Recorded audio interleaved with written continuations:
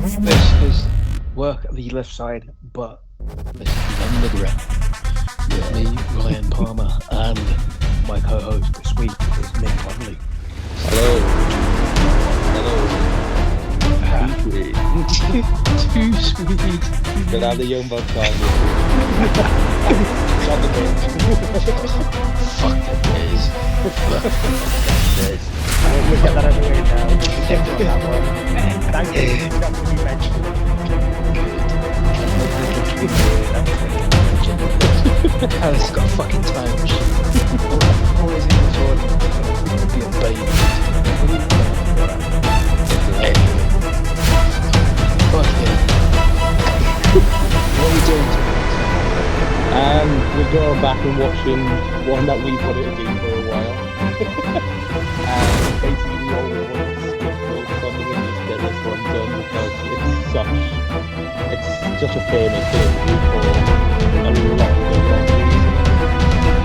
But maybe it's also definitely some of the good that was in there. So we were discussing the shite that was there because let's face it, that's Bash at the Beach 2000. I only remember this incident that happened at this one incident. I never actually watched it through properly. Just like, I think some of it is okay. There's like some actual good fucking matches and some good shit that happens in it. Oh man. I didn't know any of this stuff happened. You gotta feel bad for the other people on the card because it gets hard for it being a bad hit. But actually, it's good. Like you said,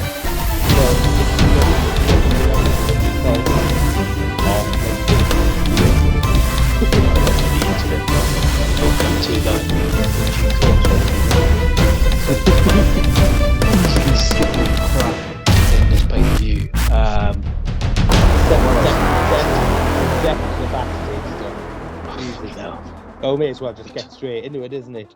For it's part one of, I think it's about 4 instances where the cat is the only person who can hear the kung fu music and gets attacked by the young dragons, Jamie Noble and his pals. Jamie Noble, Kaz Hayashi. Yeah. And don't know who the other one is. I can't remember. But for some reason, I never watched. I'd give up on Nitro at this point. Anyway, I used to watch it all the time when it was on a Friday night on. I think it was on TNT, which was a movie channel back in the day on cable and stuff. And it used to be on the Friday night, so I used to watch it all the time. But even at this point, I'd given up on it as well because I think TNT had. So I don't know what the deal was. I remember from watching pay-per-views like sort of back to back, which I have done. The commissionership sort of bounces around a bit, and the cat at the moment is the commissioner. But why the young dragons keep attacking him? No idea. I think it could very well be a play on that Kato thing from the Pink Panther movies, where you've got Kato always attacking Inspector Clouseau, maybe, or. I think later on it also gets explained in the during the course of the pay-per-view that they've been attacking him on other shows. But why is the commissioner at this point? I ain't got a fucking clue. No, I think he won it from, wasn't it? Oh God, I can't remember his name now. He was the leader of Stasiak and all that when they were a group. There was all the young ones. There's about 7 of them in the group and stuff like that. And I can't remember what his name is now. He was it Mike something? Mike. Not Mike. Not Mike Corson. Not Mike. Or Mike. It's something like that. Anyway, someone will know anyway. But yeah, I'm sure he beat him in a match in a pay-per-view, either the one before it or possibly. But at some point, I think he won the match. And I'm sure there was probably an appearance from James because for some reason they kept bringing James Brown into it. Because the cat loved James Brown, so they just started getting James Brown to appear. And it was like, oh, fair enough. But he didn't on this one. It's a shame. Could have bloody done with him. Oh, yes. But So it all starts off then. First match, once that bit's out of the way, is it Juventud with some sort of craze with the filthy animals? The filthy there animals, yeah. Missing in action. against Chavo, basically, Lieutenant Chavo. Loco. Lieutenant Loco. Lieutenant Loco. Say what you want, it's still Chavo Guerrero, and I'm not gonna lie, you're not gonna sell me on the Chavo because I've never been a fan of his. Have you not? No, Oh, don't tell me this is gonna be another Hangman Page thing again. No, I never thought he had any charisma or anything about him. He was just, it was a wish Eddie Guerrero, basically. What about when he was Kerwin White? Oh well, that was a different matter. That was a different matter. That, you know, a little casual racism character and stuff. Shit. But no, never sold on him. Never sold on him. Even when he was Kerwin. But still, I mean, what I didn't get to start with as well is the filthy animals entrance thing. It was like sort of, I was watching it, I was thinking, didn't the beautiful people start doing that whole entrance thing as well with the purple like sort of thing and the shadows in the background and everything? Oh yeah, I didn't get that either. It's not. I don't get why them. they were doing it. Yeah, exactly. It's you think like a girl group's about to come out, or something, but it's like what the fuck? Don't get me wrong. I had no problem with the beautiful people were doing it in TNA, but no, just when you've got 3 cruiserweights and Conan with a beard with them, and it's just like, doesn't really have the same effect. No, it's a very odd entrance. And we're speaking of casual racism, we may as well chuck in the whole Disco Inferno thing now. Oh fuck! What was that about? Jigga what? Jigga what? Oh, it was awful. It really was awful. It's weird seeing Ray without a mask as well. Yes, yeah. I always forget he lost his mask, and he did look like a child. Yes, there's one point where I think at some stage I remember him having the horns, didn't he? Yes, yeah. And with horns and stuff. Really fucking stupid. Christ. I think that the filthy animal, they were all supposed to be some sort of derivative takeoff of DX. Yeah. They were just stupid. Like the Misfits in Action had stupid names like Major Guns and huge there's a general erection, wasn't it? Huge erection. Was Van Private Hammer, Stash. Van Hammer, wasn't it? He was Private Stash. And then Sergeant AWOL took over, didn't it, as well? He come into it afterwards when the war come in as AWOL, but he wasn't there. But yeah. He weren't there very long. Oh, fuck. They didn't look very hard in the strip clubs for Major Guns, really, did they? It's just like they walked in and say, you'll do. Exactly. Which was basically it for that. And then they all got kicked out. Yeah, they were supposed to be, because that's what the cat the cat was saying. Yeah, they're all banned from ringside, but they all came to ringside. It was like, what the fuck are you doing? Even on commentary, they're just like, did they not get the memo? So they all get fucking tossed away.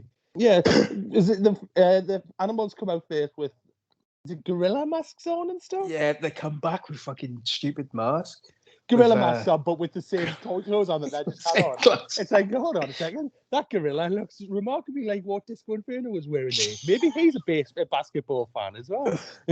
Criminal geniuses at all. And then the Misfits come out with the Clinton president. Bill Clinton masks. It was a poor man's Point Break. That's exactly what it was. Sure, Nick will be happy you dropped in a Point Break reference. Yeah. So they all come back. They all get fucking chucked out again. Major Guns hides. She hides. She fucking. I don't know what she done. I can't even remember what she done. But she just stayed there and hid. Yeah.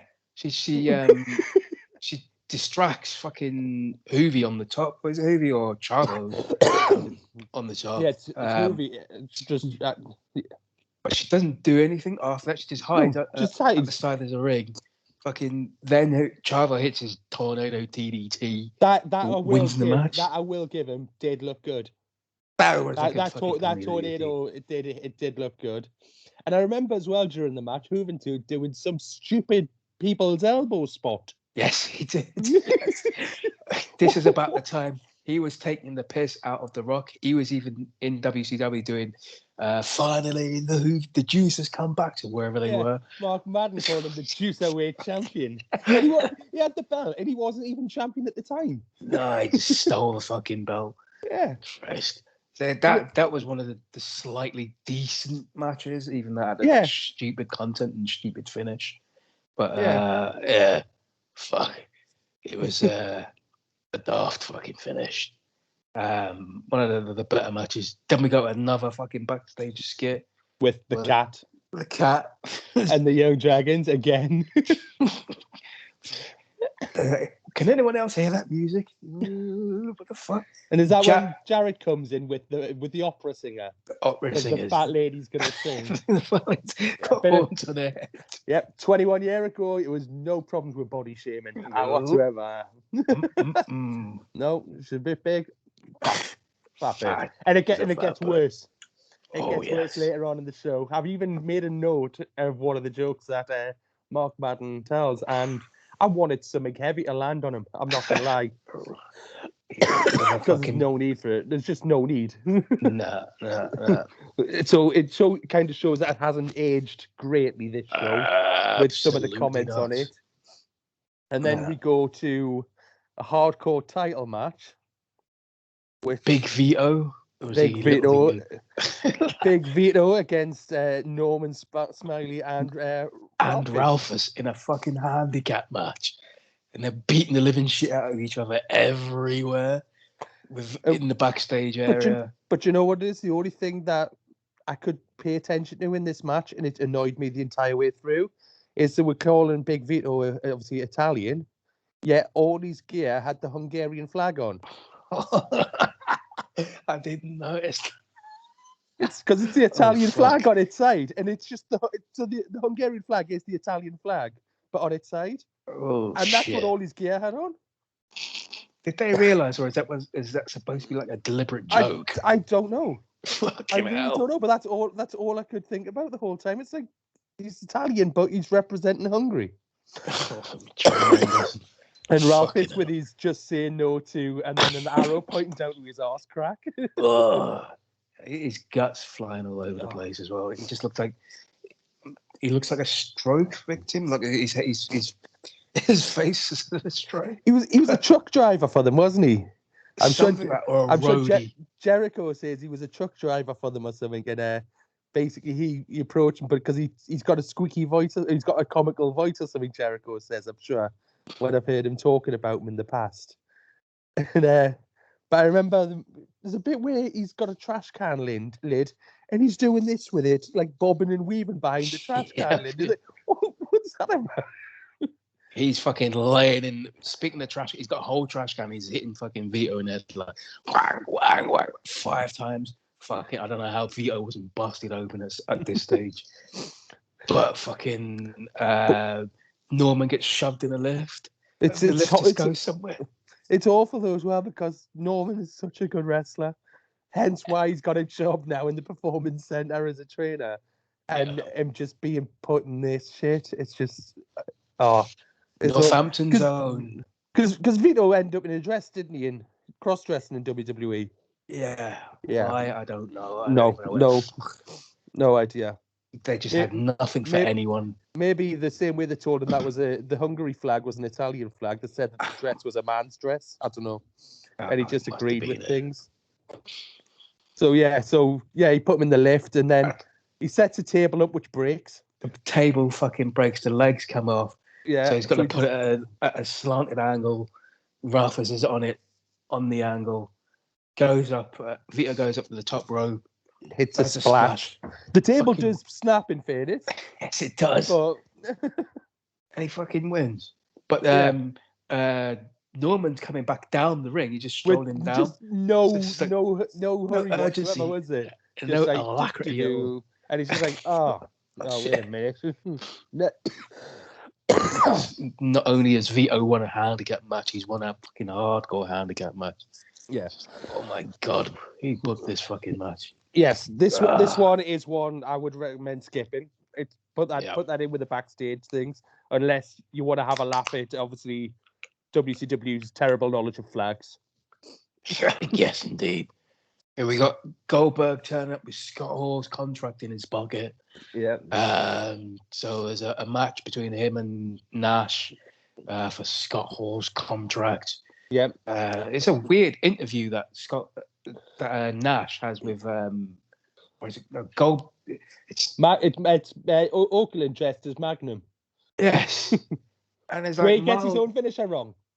Exactly. He calls it a jackhammer.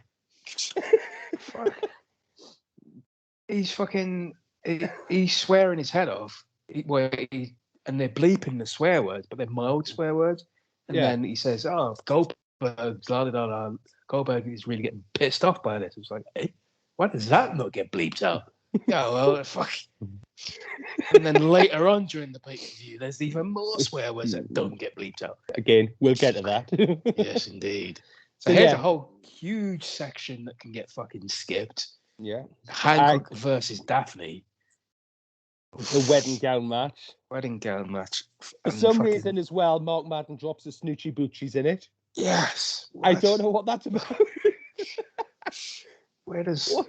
I have no idea why he drops Snoochie Boochies, but he does. Kevin Smith's nowhere to be seen. Where the fuck's Snoochie Boochies? They call the cake spot, the commentators. They basically call out the cake spot beforehand. Yep. Oh, someone's going to go through there. Wink, wink, nod, nod. Fucking hell. I remember it's dreadful. It's absolutely dreadful. Let's not sugarcoat it for anyone. It's shit. No, we're not selling this pay-per-view well, considering we're saying there's good bits to watch. It does get better, but this is shit. Absolutely. Skip. Yep.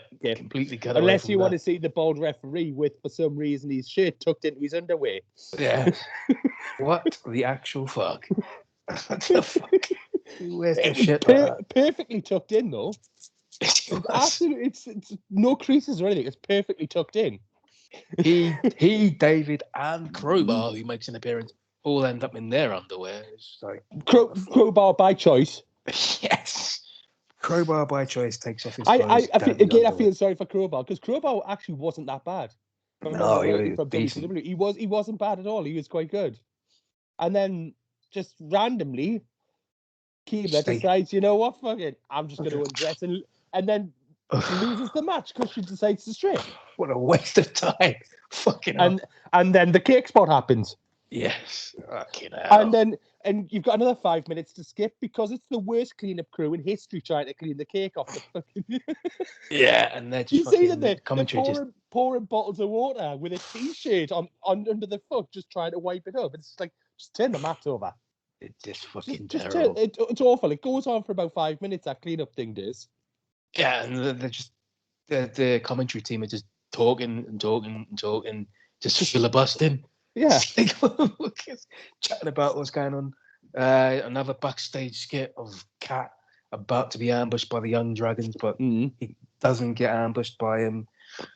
Then we get the perfect event: Chuck Palumbo and Sean Stasiak versus Chronic. The two Bryans, Clark and Adams, or Crush and Adam Bomb. Yep. My new follower on Twitter. Shout out to Adam Bomb. Nice. I thought he was dead. No, wait. No, he started following he started following me live on the Winging event last week. No fucking way. That's excellent. Yes. And can we just say as well, by the way, Chronic, still to this day, best music in wrestling ever.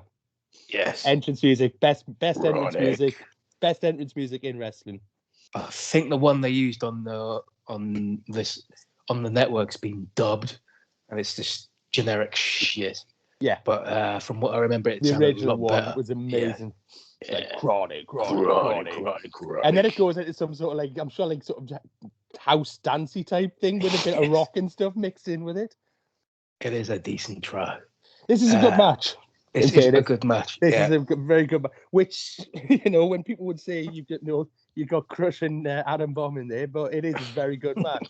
I mean, there's some bits in there where you think, oh shit, that looks a bit,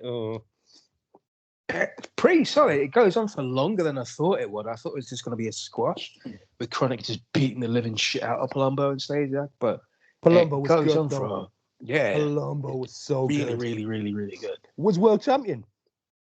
He won No, the belt, and then it wasn't recognised in WCW. Oh no way! Fuck, Yeah. I didn't know this. Yeah. What? Little interesting shit. fact for you. Yep, he won the world title, but it was never recognised. Oh, that's a fucking choker. Fucking hell. Yeah. I always like wanted when the invasion happened. I always wanted Chronic to go into a feud with the APA because I thought that would be fucking excellent. That's who they basically started parrying, wasn't it? Where they were just Yeah. selling their protection services for money. Yes, exactly. But it never happened. They just got squashed by Taker and Kane. Yeah. Fuck. They joined Diamond Dallas Page's crew of being crushed by fucking. By Taker. But in fairness, though, to Taker and Kane, that match against Chronic, it was awful. Mm. The Taker and Kane Chronic match cage. is it's dreadful. No, that was DDP was the cage. Was it? Ah, right. DDP and Canyon was the cage where they squashed them, yes. and then Chronic was another one. But that was dreadful, and I think that was the match that got them released. It was that bad. Fucking It was just hell. everyone was missing spots everywhere, and just awful. But no, this is a very good match. The finishing move, Jesus, the Doomsday Device power bomb. Yes. Oh God, there's so much of that could go wrong. They fucking hit two what's their high times. High times, before yeah. that, and I thought that could have been the fucking finish. But no, they got for the Doomsday fucking Device. It's like, But shit. it's a reverse one with into a power bomb. Mm. It looks so good, but it could have gone so wrong. Could have gone so very, very fucking wrong.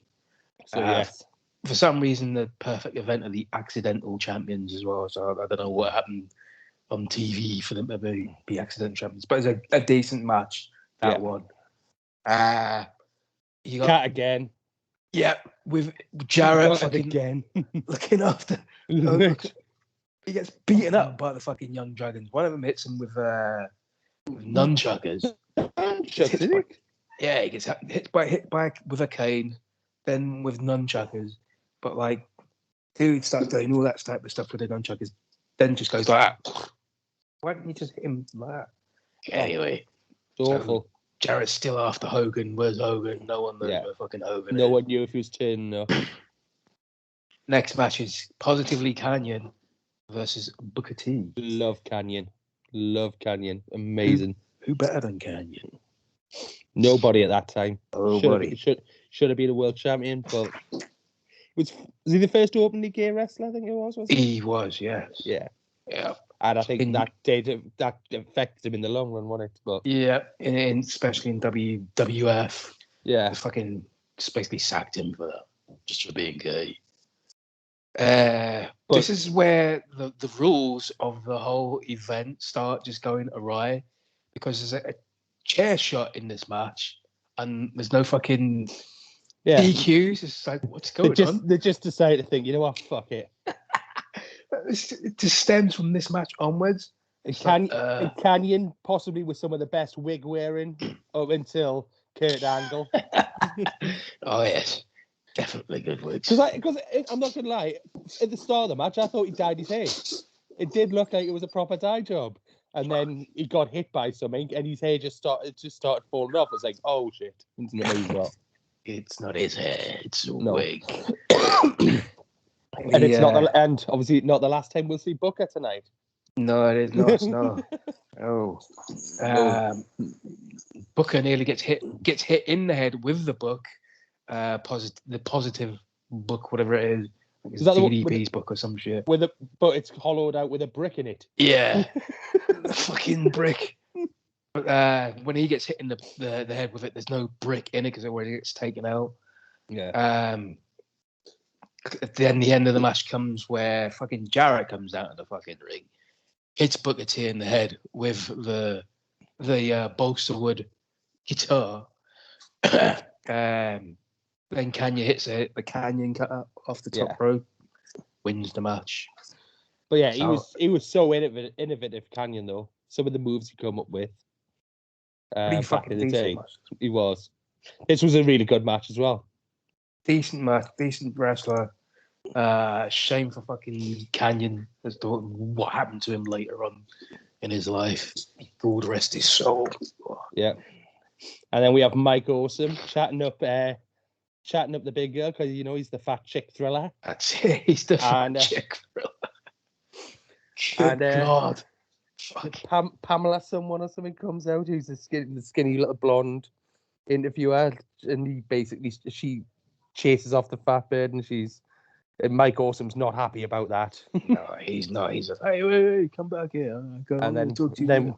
we just segue straight into Steiner against Awesome. Steiner against Awesome. Again, another fucking match where the rules just go awry. Yeah. They're just fucking killing each other outside. And this of the this ring. is where I was done with the whole body shaming thing when Mark Madden drops the little joke of do you know who the opera singer's favourite wrestler is? Shane Douglas, because she thinks he's called the French fries. Fucking Mark Madden, what a prick. Absolute prick. Honestly, it was at that point I really wanted a lightning rig just to fall on his head. It was felt shit. I really- don't know why he was there. They could have had somebody else apart from him there. What He I've didn't really noticed, add anything. what I've noticed, he was the heel, wasn't he? He was huge, yeah. He's a piss poor man's fucking Bobby Heenan. Exactly. And Where I was don't he? know- He didn't don't- easily have been there. I don't know who the other guy was. Mark Madden. No, not Mark Madden. The bald guy. Scott Hudson. That's the Scott one. Hudson. He's Yeah. pretty good. He's pretty good. I remember him But from early TNA days. At that point, though, what I'd noticed throughout the show is Tony Schiavone just didn't want to be there. Couldn't give a fuck, could he? No. He just really didn't was care. just- He was just there for the payday, and it was just like you could tell because listening to him now, he's proper got his love for wrestling back and Yes. stuff when he's commentating. But on this, you can just see he's just like shit. Yeah. I'm literally I'm here for the money. I think it's from this point onwards again where it's just like, oh, what's going on? Just making stuff up on the spot now. Yeah. The referees, we've been told the referees are being lenient with the rules and they're letting stuff go, and he's just like, yeah, okay, yeah, that's what it is then. And it's fucking shows in this match as there's chair shots, there's fucking. There's count out. There should be count outs, but there's none. They go right No to the DQs. concession stand. Yeah, but fucking someone. I think Scott gets hit in the head with the ring belt by Mike Awesome. It's just like, what is fucking But going Awesome on? does an amazing spot before they start going to the concession stand. Just absolutely flies over the barriers and hits him on there. Oh, Dives into Mike the- Awesome. Oh, For it's a just big man, so- his balance was fucking it's amazing. phenomenal.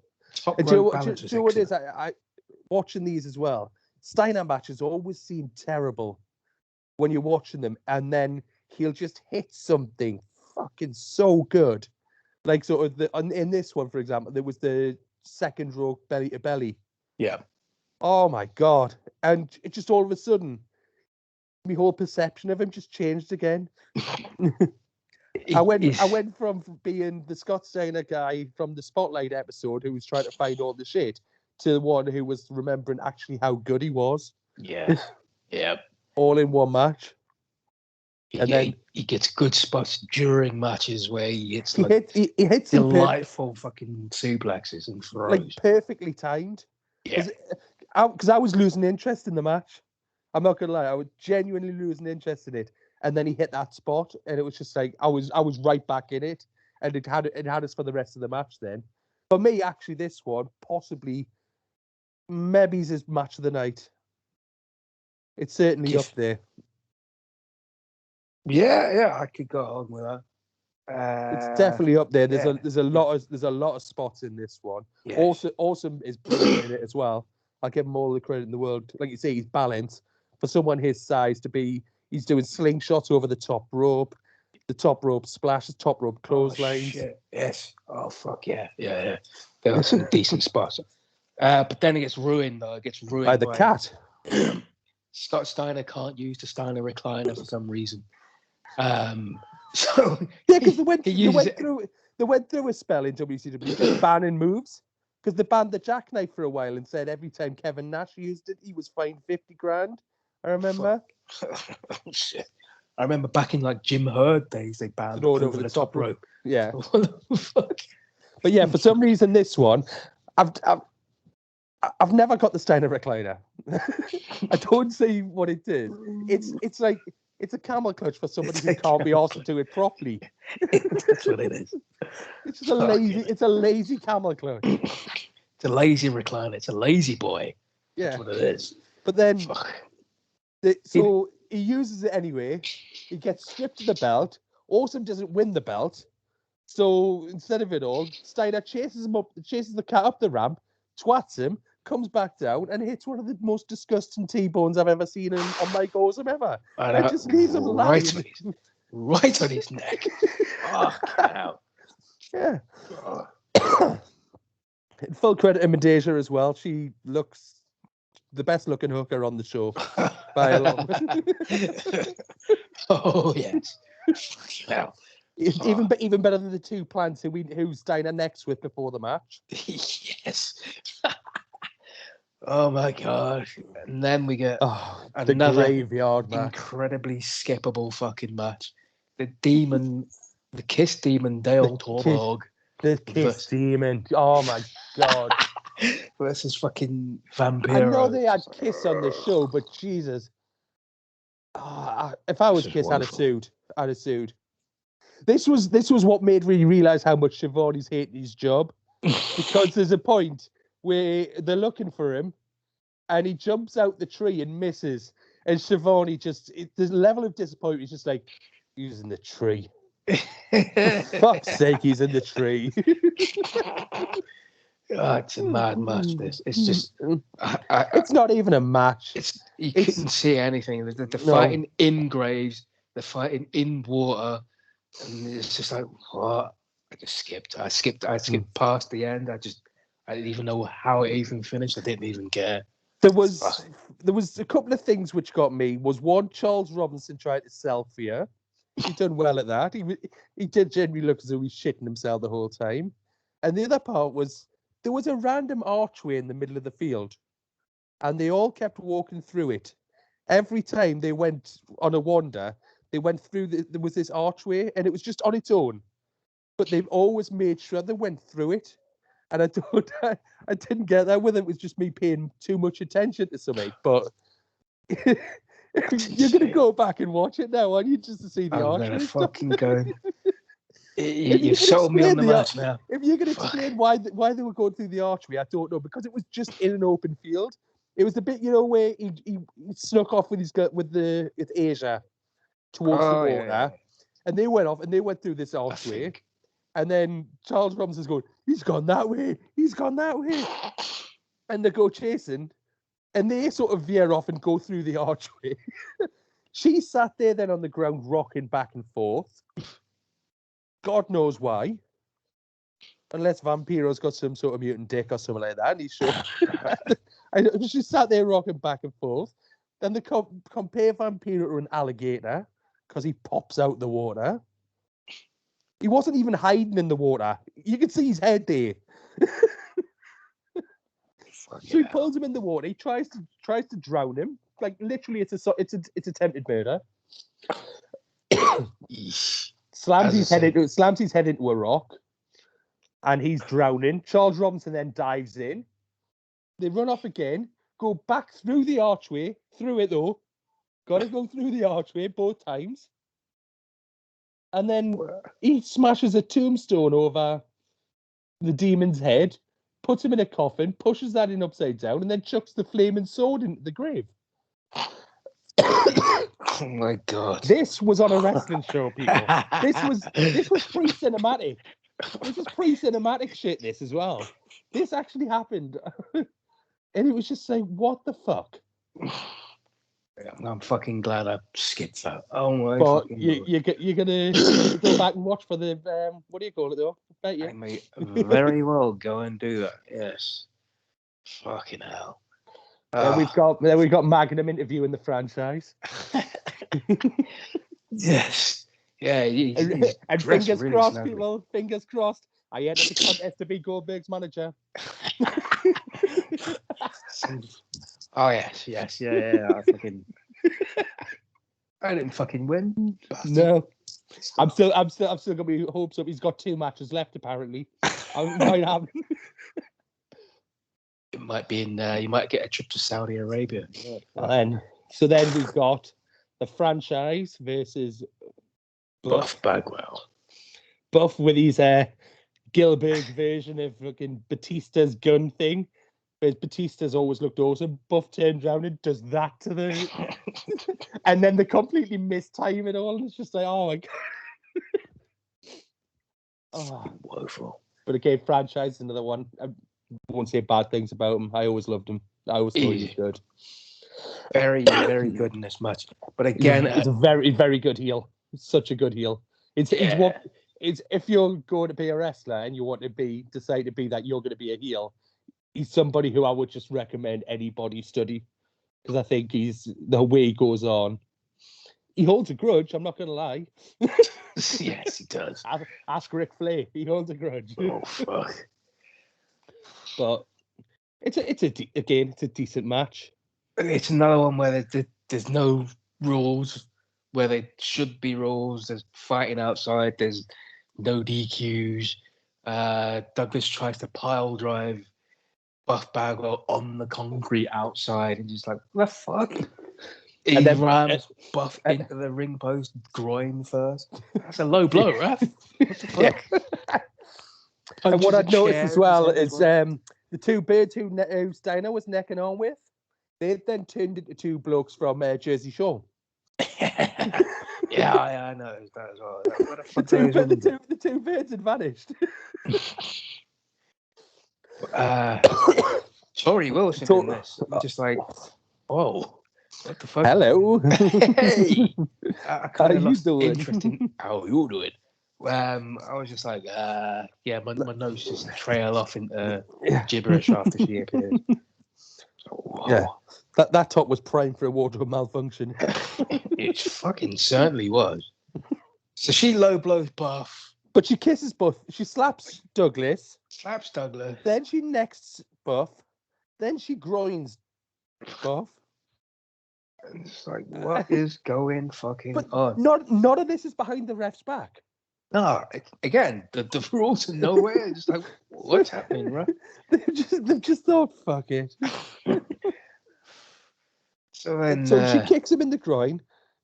It hits the Pittsburgh plunge. That doesn't win. Kicks out of the Pittsburgh plunge. Fuck, that's an excellent move. I thought he was going to go for like a fisherman suplex. It's like a fisherman. With I think it was the first fisherman buster, wasn't it? It looks fucking mental, that move. Yeah. Really good. And then he hits like a reverse stunner. Yeah. And they're like, oh, what's that? I've never seen it. It's like, really? It's a stunner just facing the other way. For the win. And he fucking wins and then starts. And then necking and doing his whole. In fairness, I'd be doing that as well. It must have been written into his contract, though, is that whichever promotion he was with, he had to always have a bird with him. Yeah. So he could do his whole pounding his chest spot and stuff. Yeah. Like restarting his heart thing. I'd be trying to restart mine as well, in fairness, but we'll not get into that. You can hear me. Who wouldn't be? So finally, we get Hulk. We got Hulk Hogan, Cunt Hogan, coming to the ring. Yeah. And we then get a Jeff Jarrett interview with Gene. Jarrett says stuff. Stuff basically. We got. There's always a plan B or something like that. Yeah, plan A is coming into effect. Yada yada yada. Then the fat women are there just so they can sing Hogan off to his fucking end or whatever. It's like, right, okay, so that's why they were there. So there's like a video. And I think does he call Oakland just Jurassic slap ass? Yes. All sorts of derivations of slap insults, slap ass, slappy, slap nuts. So then it goes to Michael Buffer. Now at this point, there's still 60 minutes. Look, there's still 60 minutes of the show left. and 2 more advertised matches, and they're saying, "Welcome to the main event of the evening." It's like something's fishy here because this ain't the Two, fucking main two, event. two of the biggest names in the universe. I'm sorry, but Jarrett was always okay, but he's not gonna make no fuckers Mount Rushmore, is he? Nah. He probably wouldn't even make his own. The GFW fucking Mount Yeah. Rushmore. Fucking hell. But so then his music starts. It takes forever for him to come out, Yep. and then Russo comes out. And this is it. Just like, it's at this point I remember, oh, it's this fucking pay-per-view. Ah. And this is where we now start talking properly. Yes. Part 1. One. Hogan fucking turns up after Jarrett finally turns up to the ring. Hogan comes out with Hogan looking extra Savoy as well, by the way. Oh fucking hell! Yes, he's been turning like a motherfucker. He's gone full like overcooked hot dog look on him. Jesus, it's scary how leathery he looks. He does look fucking. He's so fucking. He's crisp. Stick a fork in him, he's done. And then he gets the old microphone because Jarrett stood at the top of the thing. He's like, "Get your ass down here so I can power bomb you through the mat for my man, Big Sexy." And it's like, oh god. Jarrett at this point all the way back up the entrance round. When the fuck did that happen? Did he run? What the fuck? Why are you up there again? now? You just got Russo wandering round. Yes, and you get the idea something's going on. Yeah, and the fix is there's something fucking the fix. So then Jarrett finally gets into the ring. The bell goes, and he lies down. Immediately lays down, flat on his back. No finger poke of doom, nothing. Just lays down on the mat. And you just think, what the fuck is going on here? Everyone is thinking the same thing. The crowd are just like, what? Commentary are just like, okay. But the commentators at that point as well, they don't even do anything to try and like sort of talk around it or anything. They're just like yeah, Hogan's a twat. He's a twat. This is why he's a twat. It's just like, whoa, hold on a second. I think it's Madden that says that, oh, we've deviated off he's about to say script or something like that. Then he says something different. Oh, this is not what we usually do. And then Hogan gets a microphone, didn't he? Hogan just fucking bemused. He's just like, whoa, what the fuck is this? What's going on? So something along the lines of it's antics like this. It's stuff like this. Stuff like is this. Why this company's in the shit that it's in and stuff like that. Yeah. But then still puts his foot on him and pins him. Russo throws the belt into the ring. He pins Jarrett with one foot. Jarrett gets up, immediately walks off. It's like he doesn't even roll out. He just literally just sits up, walks out. Walks out. Fucking hell. Hogan's in the ring, fucking berating and proper shouting. Jarrett looks as though he's genuinely upset in fairness. When he's walking out, it looks as though he's about to cry and stuff. It's weird, but he'll not fucking turn around and look at him. No. And it's just like, what the fuck? And commentary again are just like, oh, we've been swerved. This swerves and then swerves. And then Madden goes, oh, but Hulk got the win. That's what's important and stuff like that. It's just like, fuck's sake, guys, come on, do your job. You can see Tony Schiavone as well. He's saying stuff, but he's like, oh, we don't usually do this. As he says the swerve line, kind of stops, and you get the feeling he's being shouted at in his fucking earpiece, his headset, and he's just like, oh, right, or whatever. So he just shuts up, and then he speaks again, and he's confused, and he's saying stuff, and then it's just like, all right, just lay out. And then fucking Vampiro comes back and walks past Hogan. Fuck. What? How random. He comes back and Sting decides to go full Undertaker with the Sting druids, the coffin. Just like, what? So Sting appears in the fucking coffin. But the crowd is chanting, "We want Sting, we want Sting." And Vampiro shouts, he got buried alive. He got like, buried no, alive. He didn't, mate. That was your opponent tonight. You set Sting on fire, actually, pal. Oh, get out. Can't even remember the finish of his own matches. Jesus. Yeah. So then there's a load of Stings there. They all point the bat. And then Sting comes out of the coffin and hits him twice with a bat. And they're like, is it Sting? We can't tell. He's got a mask on. Sting always had some form of mask on. That's what face paint is. It's a fucking mask. Exactly. Yes. And he's in the coffin. And that's it. That's it. I Then think that was a bit. I skipped as well. And then we've got Goldberg then with Magnum saying, it's out of professional courtesy that I haven't ripped up his contract. Yeah. And it's like, all right, okay, we'll see later on in the promo video before the Nash fight. You actually do rip it up and you eat part of it as well during that as well. So there's not really that much professional courtesy when you've done that. Fucking continuity is just fucking out the window in this fucking pay-per-view. And then Russo comes back. Russo comes back, gets to the ring in silence, saying that he left WCW 3 weeks ago. Crowd says Russo sucks. Russo sucks. Tony again just says, "Oh, this is real life, folks." Says he's done nothing but deal with the bullshit politics behind backstage. Can you remember the episode of South Park where they decided that they were going to let them say shit? Yes.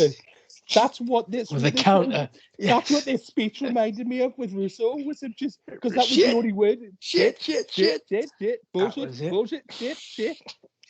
It was like somebody dropped a pipe bomb in water and it just fizzled out. It's crap. It's absolute crap what he's talking throughout the whole thing. It boiled me piss. It completely killed any mystique that was ever left in wrestling. Mm-hmm. It literally destroyed what the internet hadn't killed. This completely destroyed it.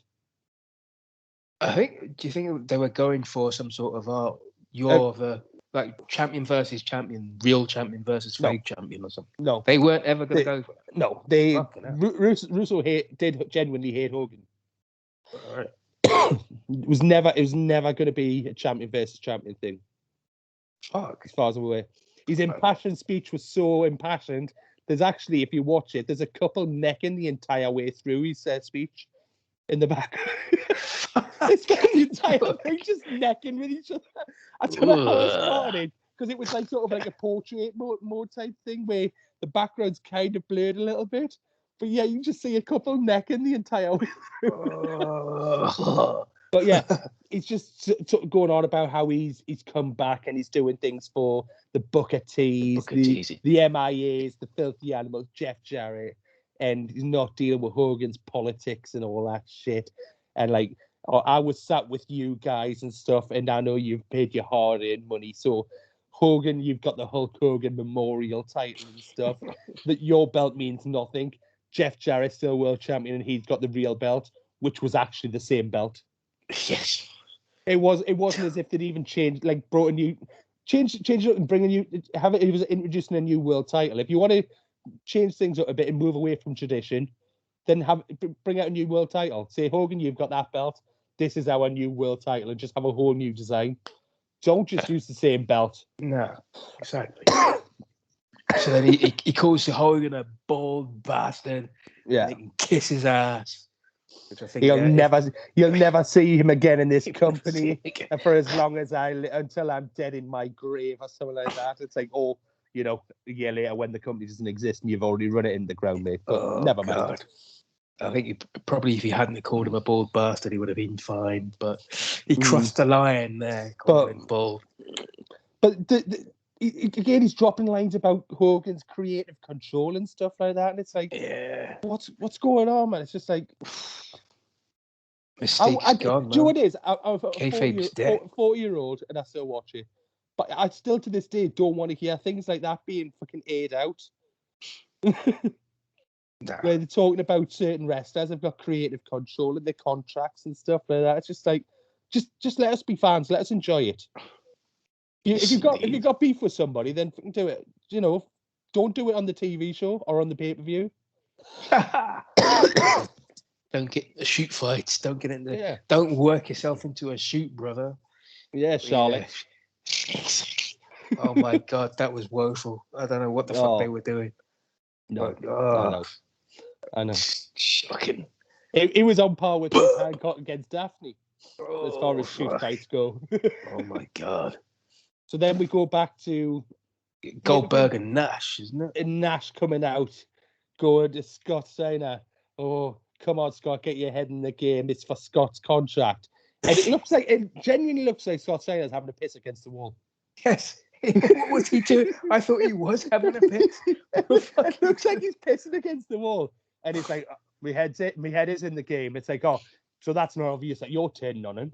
Yeah, for fuck's sake. So then he comes out. Goldberg comes out with Hall's contract in his tights. In his propping tights. against his it's a good job it was a flame retardant contract. Fucking hell, yeah.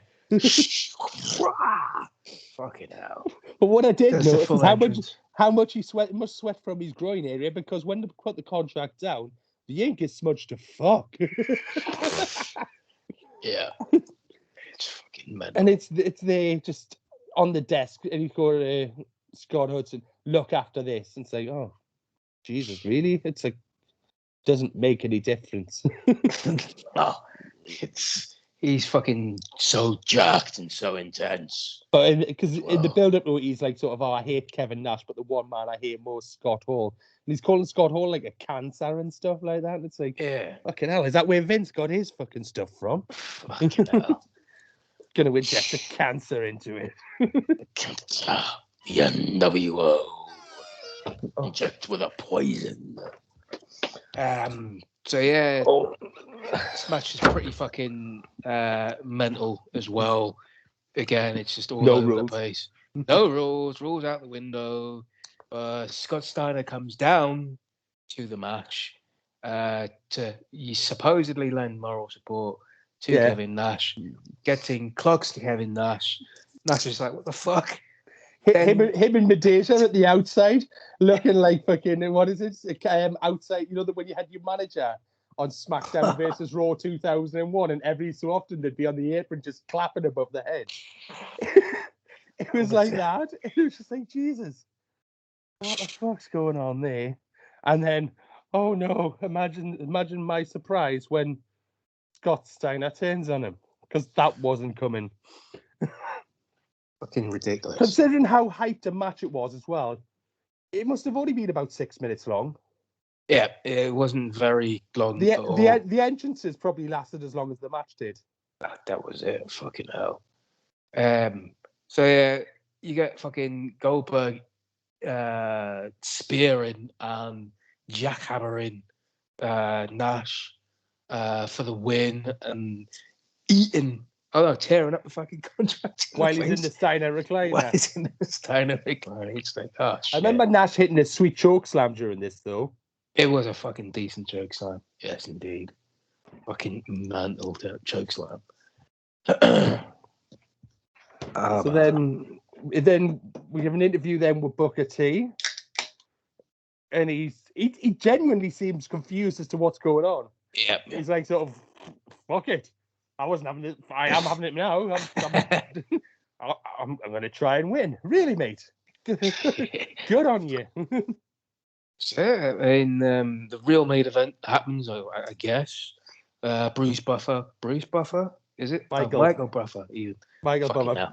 Because there is a Bruce Buffer as well. It's his brother, I think. Yeah. And is he the one who does the box? He does is he the box or the MMA? Does UFC? MMA. Yeah. Oh, yes, he does UFC. Yeah. Yeah. Because Michael Buffer was Vegas boxing, wasn't he? Yes, he was. Yeah. And got paid like $500,000 per appearance by WCW. Oh my God. But he was there. He was there every pay-per-view for like a good 3-4 years. He was that man made some money. If you want to know why WCW may be out of business, that could be a reason. When you're paying $6 million a year to a ring announcer. Yes, that's what it is. 12 pay-per-views a year, $500,000 a pop. That's what it is. So that man's probably, if he's done 3 years, he's made $18 million He's just From- fucking. from dragging out ring entrances and just making up fucking stories about people. The master of the fucking bookend and stuff. What? The guy who stole the Rock's move. Say it as it is. The Fucking hell. master of stealing the Rock's move. And K-Quick's kick. Oh, fucking hell. What a deep cut. We even see the obligatory figure 4 leg lock in this match as well. And the obligatory, I'm going to reverse the fucking pressure as well. And again, rules go out of this match as well, where there's fucking The chairs brawl all over, using chairs. What is happening? What's the fucking deal? I'm There's sure no at this announcement. point as well in WCW, Booker, before you started, it wasn't where he was using the bookend all the time. I'm sure his finisher was a missile drop kick. The Houston Hangover or Harlem Hangover. But I'm sure he was using a freaking missile drop kick to win matches as well. So And it looked awful. It was. We also get obviously the Spinneroonie in the match. We get the bookend. We get the fucking. I think I said the Spinneroonie. Fucking ref bump as well. So it's like, why? If there's no rules in the fucking match, seemingly, what's You the don't point have of to have a having ref bump. No, you don't have to have a fucking ref bump. Just fucking do what you have to do in front of the ref. Yeah. But no, he hits him with a belt shot anyway. Only if I can get to 2 count from it. Then there's another fucking chair shot. It's like, what's going on? Just think of a fucking finish and then stick to it, or make your minds up if there's going to be rules in this fucking. Because this ends up pay-per-view being Booker winning the title for the first time, doesn't it? Yes, it The does. company's only in business 8 more months, and he's a 5-time champion. He must have only held that belt for about a month combined, because I remember Sid held it for a while in 2000, sort of beginning of 2001, and Steiner had it off Sid when obviously Sid broke his leg. So that's 3 months gone. Fucking hell. Yeah, very, very short title reigns. Fucking hell. Him and Jarrett, because I think Jarrett's like a 10-time champion or something. Jarrett's held it a number of times as well. I'm sure I saw a stat, and it's like Jeff Jarrett's like a WWE recognized world champion 10 times. Really? Are you also counting his TNA championship? What the fuck? No, they don't recognize TNA, do they? Because TNA always recognized all the other ones, because I remember when the Dudleys were champion, they were the 23-time world champion. Yes, yeah. But no, WWE never recognized the world title things or anything. It must be like, I think he's 8-time IC champ, 2-time. It must be 2-time. I think it was WCW champ. I think it's 10-time world champ. It could very well be, but if that's true, it's fucking frightening. Because he kept dropping it to Jarrett. He kept dropping it to Booker. He dropped it a couple of times to DDP. I'm sure he dropped it to DDP. He was champion when David Arquette won it. Anyway, he fucking hits a fucking bookend after Jarrett tries to hit him with a guitar, wins it 1, 2, 3. Yeah. This pay-per-view's fucking finally done. Booker T's the champion. It's 2 hours and 45 minutes. If you're gonna watch it fucking bell to bell, it's a slog. It is a slog, and I wouldn't recommend doing it.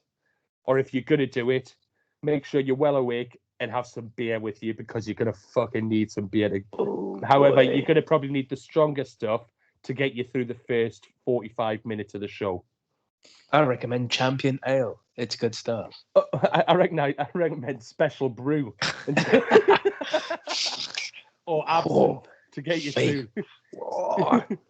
Absinthe might get you through until the Chronic match, and then you can start drinking civilized drinks after that. Because after the wedding gown thing, the match quality does go. Don't get me wrong, Chavo's match with Juventud is okay. I'm not going to give it more than okay. But There's then a couple of odd spots and some sort of blown spots in that, but it's good. Hoovie's good in it. Like I say, if you want to have a laugh, check him out. Try to do the fucking people's elbow. Made me chuckle. It was funny. And if it you can was work out what Major Guns was doing after she hid to the side of the ring, which, by the way, when she was hiding there, the ref actually walked over to the side where she was hiding on. He was by the ropes. He could have just looked down and gone, right up. It looked like she was going to throw the fucking towel in or something. Throw her vest in or something, because she that ripped would her have been vest nice. off, didn't it? Yeah, she did. She ripped the vest off. Fucking hell. So yeah, that's not bad. All the cat stuff's awful. You don't need to see it. As much as I love Jamie Noble, no. Sorry, Jamie. don't need to see you there. Daphne, skip that. Yeah. Up until Chronic, you can skip. Yeah, all the fucking rules just go out the window as well. That's when absolutely pissed the me pay-per-view changes, because they just decide, fuck, there's no rules now. The hell with it. It's absolutely fucking unfathomable. But if you are a wrestling fan and you haven't seen it, just for what it is, you've got to go and see the whole stuff involving Hogan, Jarrett, and Russo. It's got to be watched, so you can kind of understand what we're on about, and see if you agree with us or not about whether it's all bullshit, whether you think it is completely a work or completely a shoot, or if there is part of a work in there or what. I can't see there being a work in there. I think it does look genuinely as a shoot, the whole thing, but I don't think we'll ever know. Nah. Natural born thrillers. That's the fuckers. Yes. Mike Sanders. Mike Sanders. We got both of them. Oh shit! It took us an hour. Fuck. It took us an hour. But that's who we beat to be commissioner. I remember he was commissioner for a bit and cruiserweight champion. What happened to Mike Sanders? Fucking hell. He went into TNA, I think, briefly. I think they tried to start doing the natural born thriller thing again in TNA because Russo was there first, and I think he brought him in, and then he just disappeared. Shit. Fucking hell. But Palumbo for me is still one of the best tag team wrestlers there's possibly ever been. Him and Sean O'Hare were a decent tag team. Palumbo and O'Hare. Yeah. And Jindrak and O'Hare. Jindrak and O'Hare. Jindrak was supposed to be Randy Orton in Evolution, wasn't he? Yes, he was. No, he was supposed to be Batista in No, I Evolution. thought he was supposed to be Randy Orton. No, it was the original three and him, but because he was like him and Orton were too childish, they had to get rid of Jindrak, and then they brought in Batista in place of him. So, and the rest is history, and he just fucked up. But the thrillers were good. Natural born thrillers were pretty. There was a lot of them good. In fairness, I did actually like in 2000 WCW gets shit on a lot. It gets really shit on, and there is a lot of stuff to shit on there. But some of the stuff that they had going was actually quite good, and how they did it. I like the whole sort of the New Blood versus the Millionaires Club rivalry and stuff. Yeah. But but yeah, so it's I think it's a good show. Once you get past that first 45 minutes, and then it was just, like I say, your interest peaked then once the whole fucking shoot stuff starts. Absolutely. However, it's only the fans whose interest got peaked, as opposed to the commentators who were just like, "Oh, fuck's sake!" Bored and pissed off, but getting paid. He was, and that's the other one you can skip during it, the fucking graveyard match. Unless you want to see if I'm right, watch for them going for the archway. And see if anybody knows what was special about that arch and why they all had to go through it. Let me know. Answers on a postcard. I might give you my opportunity to be Goldberg's manager. Tremendous. If I win. On that bombshell, we will depart. But plug your socials if you have any socials to plug. I have, because I don't get banned from them, mate. Twitter, it's Mr. Mick Ego, as well as on Instagram, and it's Mick Connolly on Facebook. Yeah, I'm on Twitter at Yardy316. I'm on IG at Palmeroid or something like that. And in 18 days, I'll be back on fucking Facebook to get banned Can't again. believe you're on another ban. It'll be 120 days out of 360 days this year, or whatever it is. Oh, So far. mate. 33% of the year. Love it. Yes, that's it. The man's banned from Facebook 33% of the year. 33% of the year, all of the year. Yeah, that doesn't even make any sense.